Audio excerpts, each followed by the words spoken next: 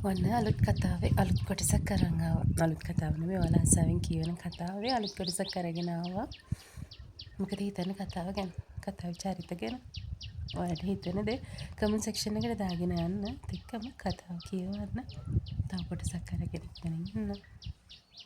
කොටස මං ආවේ තමුසේ ෆෝන් ඔෆ් කරගෙන නටන නාටකම මොකක්ද බලන්න. මොකද තමුන් වටේම පතුරලන් මට කෝල් ගත්තා මං ආන්සර් කළේ නෑ කියලා. ඉතින් එච්චර හදිසියෙ තමුන් කෝල් ගත්ත හේතුව දැනගන්න මං උදේ ඉඳන් ගන්නවා. තියෙන හිතුවක්කාරකමට තමුසේ මගේ කෝල්ස් එකක්වත් ආන්සර් කළේ නැහැ. මගේ ගෙදර ඉඳන් ගියේ කි. කකුලකුත් කඩක්. වගකීම අපිට මොනවා හරි වුණොත්. එපා. ඔය ආවේ ඒ නිසාද?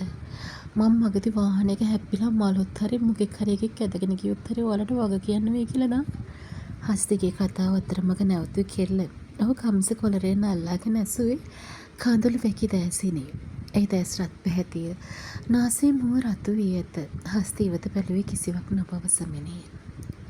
යන්න දැන් බලාගත්තනින් මම මැරුන්නේ තාම යහතින් ඉන්නවා. මේ මෙයාති මැරිලා මේ හැමදාම පාගෙට මෙරි මෙරි ඉන්නවට වඩා මෙන්න ෆෝන් එක බලාගන්න ඕකේ මම මොකද කරන්න කියලා. අම්මා ඇය හස්තිට ඇගේ දුරකථනය විසිකළ නිසා ගතම ගැස්සෙද්දී පාතේ පුරා විතුලියක් මෙන් වේදනාවක් පැතිර ගියේ. ඒ සුරතල් මුහුණ වේදනාවෙන් මෙරිකී යන විටය. මුහුණද බිදේගේ දුරකථනය හු සුරත මතය. කොට වහපන් දඟලලා කකුල පාරගත්තොත් කන රත් වෙන්න ගහන්නේ. කෝ දඟලන්න නැතු ඉන්න. මේක බෑන්ඩේජ් එක තද වැඩි. ඇයව තුරලටගෙන පාදේ පිරික්සමින් ඔහු පවසන්නේ කෙල්ල දුහල් ගවුම සකසා ගන්නා විටය. ඇඹරෙන් නැතුව ඉන්නවා. තමුසේ මල්ලඟ මෙහෙම ඉන්න පළවෙනි දවස් නෙවෙයිනේ අද. අසනීපයක් වෙච්ච කියද්දී අසහනෙන් බලන එකෙක් නෙවෙයි මං. ඇවේ ආහනත නිති කරවා ගතට පොරවනේ තමා ඉදිමුණු පාදේ පරිස්සමෙන් ඔහු කලවා මතට ගනිමින් කීවේ කෙල්ලට රවමිනි. තද වී ඇති වෙලම පරිස්සමට ඔහු අතින් ගැලවී ඇති ඇයට සියුම් සහනයක් දැනුනි. කොළ සාක්කුට අත දමා ගත් බෙහෙත් ටියුබයක් රතුවුණු පාදේ තැවරුවේ. ඉතිමුණු පය සියුම්ම සම්පාහනය කරන්නට ගත්තේ ඇයට සනීපයක් එන තෙමිනි. සනීපද? ඇයි හිස වැනුවාය. නමුත් මුවේ තවමත් නොරිස්සුමකි. හෙට අපොයින්ට්මන්ට් එකක් දාලා හොඳ ඩොක්ටර් කෙනෙක්ට පෙන්නන්න. ගොඩ වෙදකම් කළ කකුල විනාශ කරගන්න නැතුව. ඔහු පවසන්නේ ඒ රළු අත්ලෙන් මෘදුවට පාදේ පිරිමදිමිනි. මොකද පුප්පන්නේ? කොත්තු කෑවද? ඉතින් ශාස්ත්‍රකාරයා නැවතත් පැමිණ ඇත. ඔයා කොහොමද දන්නේ මං කෑවි කොත්තු කියලා? ඇගේ තැස් නලලේ. අමතකද තමුන් දකින්න මේ හීනයක් කියලා? දැන් හිතිය ගන්නවා. ඇයවල අයට තද කරගැනමින් ඔහු කීවේ ඇයත් සමගම කුඩා යහනේ ඇලවෙමිනි. ඉතින් නැවතත් තමයි උණුසුම් ලයිතුරුලේ. ඔහු කියන්නා සීම මේ දකින්නේ සිහිනයක්ද? කුමක් වුවද මේ ලැබුණු අවස්ථාව ඇය ඉතුරුලේ සැනසුනේ දිනක පූර්ණිමාව අයිති කරගන්නා බව සිතට ඒත්තු ගන්වමිනි.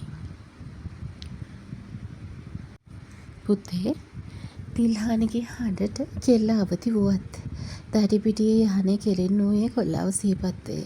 නමුත් වැය සිටියේ තනිවමය. මන් දැක්ක එතකොට හීනයක්ද? ඇයි සිතුවේ බැල්කනී දෙසට බැල්මක් කෙළමිනි. දැස්වලට කඳුළු පිරී ආවේ සිතන්නටත් පෙරය. ඇයි මැනික කකුල රිදෙනවද? තිල්හානි ඇසුවේ කලබලයෙනි. චුට්ටක් රිදෙනවා අම්මා. ඇයි කීවේ තිල්හානි වෙනත් යමක් සිතාවියයි පියනි. එසේනම් තමා එතරම් සුන්දරව දැක ඇත්තේ සිහිනයකි. ඔව් උඹ හිතුවද ඌට පිස්සු කියලා මහරයා කෙල්ලොන්ගේ කාමරවලට එන්න? වලව්ව නම් තව කමන්නේ. මෙච්චර මේ කිලෝමීටර් ගණක් උඹ හොයන් ඉන්න. අනේ මන්ද කකුල නෙමෙයි වැටිලා ඔළුව වැදුනද බං? යටිසිත බැනවතින්නේ තමාටය. ඇත්තය. සිහින දකින්නේ තමාය. ඇයට සුසුමක් හෙළුනේ. රිදෙන්නේ නැතුව තියෙයිද? කොහො බැන්ඩේජ් එක? පත්තුවත් ගලවලා මොනවද මේ ගහලා තියන්නේ? තිල්හාන්ගේ වතනට ඕනෑවට එපාවට පාදයේ දෙස බැලුවද පාදයේ තුටුවන මැගේ සුරත පපුවට ගියේ. ඔහු වෙලුම ගලවා රටාවකට බෙහෙත් කැල්ලුවා විතර සිහිපත් වේ. යකෝ ඒක හීනයක් නෙමෙයි. ඒක ඇත්තටම ආවා. සිත පිනුම් ගසන්නේ සතුටටය. මේ රෑ රිදෙන්න ගත්ත අම්මා ඉන්න බැරුව තදට බැන්ඩේජ් එක දාලා ලේන් එක බ්ලොක් වෙලාද කොහෙද ඉතිමිලා තිබ්බේ. ගලවල හිඳුණු බෙහෙත් එකක් කෑවා. ඒකට කැක්කම යන්තම් අඩු වුණා. අද ඩොක්ටර් කෙනෙක් චැනල් කරලා පෙන්නමු. ඇයි කීවේ සිතයට සතුට සංගවමිනේ. අනේ මන්ද දරුවෝ කැක්කුම නම් කතා කරන්න තිබ්බනේ පණ්ඩිත වැඩ නොකර යමු මූණකට හොද ගන්න. දිල්හානි කීවේ ඇය වත්තම් කරගනිමිනි. කෙල්ල මව වැළඳගෙන මෙන්න ආනකාම්බරයට ගියේ. බැල්කනිය අගලු හැර යන්තම් වසා ඇති දොර දෙසට බැල්මක් හෙළමිනි. කෙල්ල පහළට පැමිණි ජයනාත්ගේද වාරුවෙනි. නමුත් පහත මහලේ සෝපාවට බරව සිටින රොග තුටු විට නම් ඇකේ මුව ඇත විය. පට්ටිච්චි මොකද කෙල්ල මේ කරගත්තේ? තරුණයා ඇසුවේ අසුනේ නැගිටිමිනි. කෙල්ල දිල්හානිව කෙනිත්තුවාය. කකුල පෙරළුණානේ ආදිල්ලය. ඇය කීවේ නොකියා බැරිකමටය. ආදිල්ල යන පියාගේ වැඩිමල් සොයුරියගේ පුතාය. ඔහු කලාප අධ්‍යාපන කාර්යාලයේ නිලධාරියෙකි. නමුත් කෙල්ල කිසි විටක ඔහු ඇසුරු ප්‍රිය නොකළාය. ඒකනේ මම මුලදීම කිව්වනේ දුෂ්කරපත් වීම ඕනේ නැහැ කියලා. දැන්වත් පණ්ඩිත නැතුව ඉන්න. මං ඔක මෙහෙට හදලා දෙන්නම්. ඔහු කියද්දි ඇය මුවේ ඇඳුනේ නුරුස්නා හැඟීමකි. එපා. ඒ ළමයි පව්. දෙයක් පටන් ගත්තට පස්සේ මග දාලා එන්න බැහැනේ. අම්මේ බඩගිනි. ඇයි කීවේත් වේගෙන් රේස් කළ යතුරු පැතියක් නිවස අසලෙන් මහාඩේ නැදී ගියෙත් එක්වරමය. කියලා හිතුකම තිගැසුනි. ඒ මොකද ඒ පිස්සෙක් වගේ රේස් කරන්නේ? ඔහම උන් තමයි ටිපර් එකක් හරි ඇස්සේ කුඩු වෙලා ඉන්නේ. තදියමනේ. ආදිල්ල අයියා. කෙලට කෑ ගැසුනේ. ලයාරා කුමක්දෝ හිරියක් ගලා යතිය. පුතේ මෙන්න අර දරුව ගන්නවා. ජයනාත් පැමිණියේ ඔහුගේ දුරකථනය කෙල්ලට දිගු කරමිනි. ආදිල්ගේ දැස් සිහින් විය. හෙලෝ. කෙල්ල WhatsApp එමුතුමට සම්බන්ධව ඉක්මනිනි. දැන් කොහොමද උඹට? තාම කැක්කුමයි. හවසට ડોක්ටර් කෙනෙක්ට පෙන්නන්න යන්න ඉන්න ගජේ. ඒක හොඳයි. ටිෂු එකක් හරි මොන හරි වෙලාද දන්නේ නැනේ. ඒක නෙමෙයි. උඹ ෆෝන් එක හදාගන්න නැද්ද? අද හවසට යන ගමන් එකක් බලනවා බං. මේකේ ඩිස්ප්ලේ එක දාගන්නත් ඕනේ. බලපන් පාළුයි බං උඹ නැතුව මාවත් එක්ක ගියනවා මොකද? ඇයි නෝක්කාට පවසයි. මං දන්න ડોක්ටර් කෙනෙක් ඉන්නවා මාමා. එයා ළඟට යමු. මං එන්නම් හවසට. ආදිල් පවසන්නේ ජයනාත්ට. කවුද බං ඒ? ආදිල්. කෙල්ල කීවේ රහසින් මෙනි. අම්මට සිරිවෝ ඇවිත් අපේ කතාව නම් මරු. ගජින කීවේ හිකි ගාමිනි. නියමෙට තියේ. අවසන් මොරු පොයින්ට් එක. දෘෂ් බඳින්න ඉන්න මස්සිනා බලාගනින් මේ දවස් ටිකේ කිව්වනම් මිනිහා ජෙට් එක වගේ රත්මලා නින්දි. ඔහු දැනටමත් සිටින්නේ මිහි බව කියන්නට නොහැකි කමින් ඇය ලතේ වුණාය. එහෙනම් ඉතින් මලගියක් තමයි. කාගේද පුතේ මලගිතර?